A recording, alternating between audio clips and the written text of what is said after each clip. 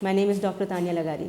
Currently, I am working as Associate Professor and Chairperson of English Department, Shahid Benazir Bhutto University, शहीद बेनज़ीराबाद।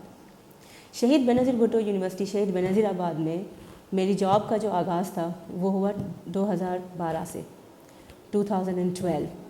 2012 में मैं जब यहाँ पे आई थी, I was a lecturer on contract for 2 years। 2 साल के लिए मैं यहाँ पे लेक्चरर ऑन कॉन्ट्रैक्ट थी। In 2014, I became regular lecturer in this university in Department of English।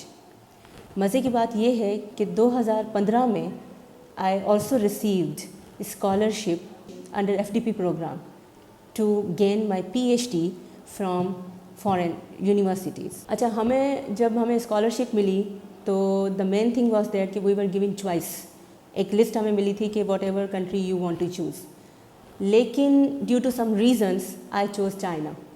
उसका एक तो सबसे बड़ा रीज़न यही था कि I wanted my family to move with me as well, और वो सिर्फ चाइना में ही पॉसिबल हो पा रहा था उस वक्त। चाइना का एक शहर है वुहान, जो कि अब काफ़ी मशहूर हो गया है। I got my admission in Wuhan university school of foreign languages and literature, and I completed my study my PhD in 5 years। अच्छा, ये एक बहुत मज़े की बात है जो मैं आपको बताना चाहूँगी कि वुहान शहर जो है it has become very famous these days. जब कोविड आया था तब मैं वहाँ पे थी, when Covid started, and I have personally witnessed the situation of Covid to unfold there. Covid किस तरह से स्टार्ट हुआ, कोविड किस तरह से वहाँ पे how it affected people over there, वहाँ पे किस तरह से जीना मुश्किल हो चुका था, and then how we were transported here again. जो फर्स्ट एक स्पेशल फ़्लाइट वहाँ से आई थी जिसमें पाकिस्तानियों को वहाँ से मूव किया गया था यहाँ पे वापस पाकिस्तान में, I was there in that flight. So because of Covid situation in Wuhan and because I was doing my PhD in Wuhan, मुझे PhD को कंप्लीट करने में 5 साल हो गए। अदरवाइज़ जो टाइम ड्यूरेशन था वो यही था कि I had to complete my PhD in 2020, but then I completed my PhD in 2021 because of Covid. ये बहुत ही जनरल सवाल है और ये बहुत ही इंपॉर्टेंट क्वेश्चन भी है जिस पे हमें हमारी सोसाइटी में काफ़ी फोकस करना चाहिए। देखिए, education for girls is not easy.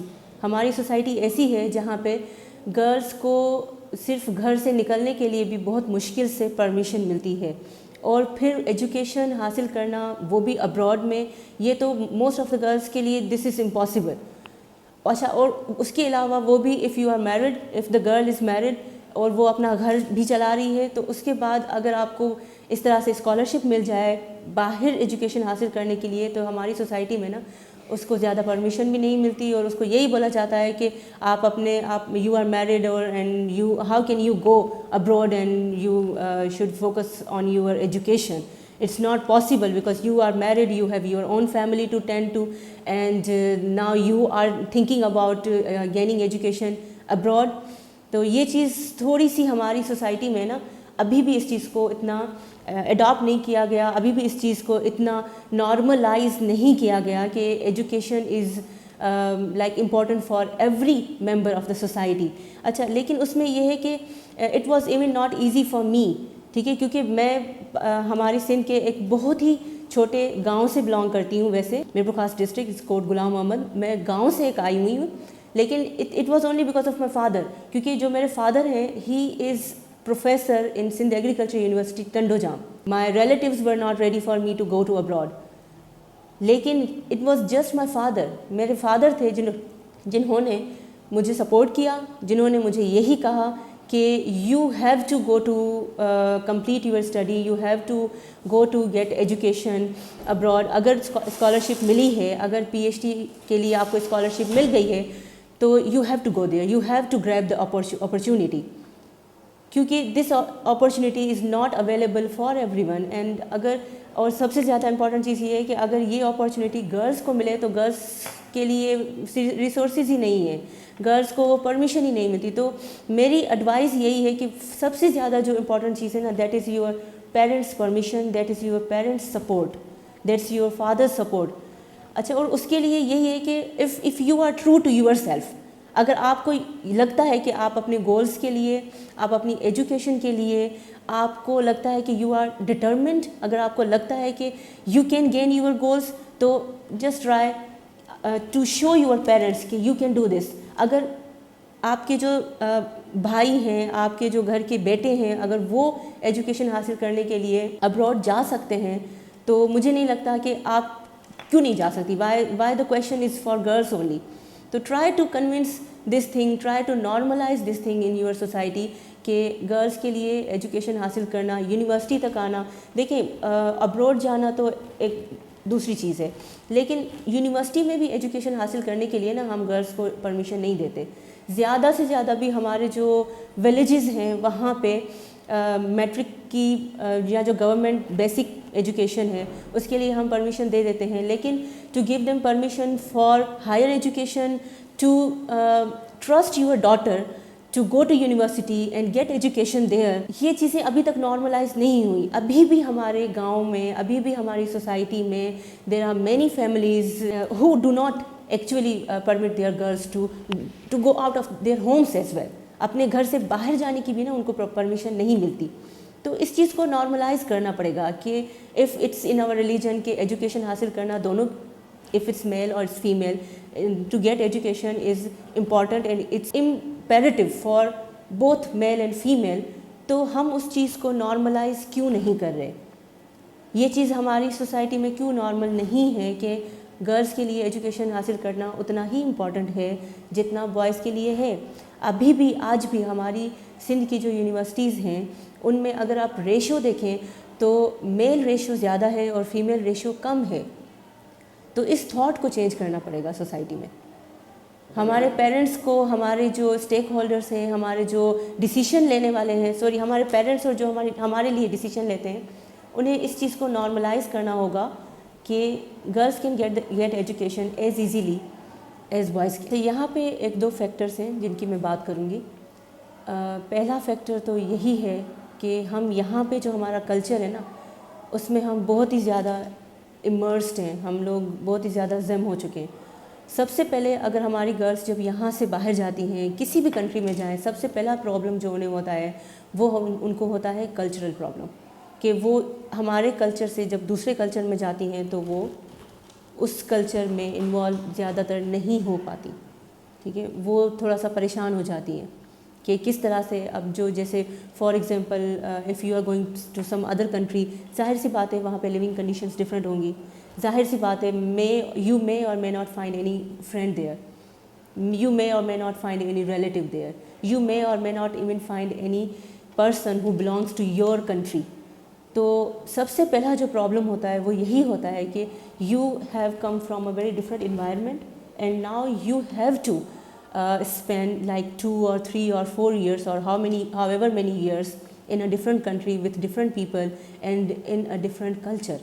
تو سب سے پہلا جو پرابلم ان کو ہوتا ہے وہ کلچر وائز ہوتا ہے کہ کلچرلی ہے نا وہ وہاں پہ سیٹل ہونے میں ہماری گرلس کو انیشیل اسٹیج پہ تھوڑا سا ٹائم لگتا ہے. یہاں پہ چیزیں ڈفرینٹ ہیں, اگر آپ ڈفرینٹ کسی اور کنٹری میں جائیں تو وہاں پہ چیزیں ڈفرینٹ ہوتی ہیں. سیکنڈ پرابلم جو ان کو ہوتا ہے وہ ہوتا ہے آئیڈینٹی پرابلم.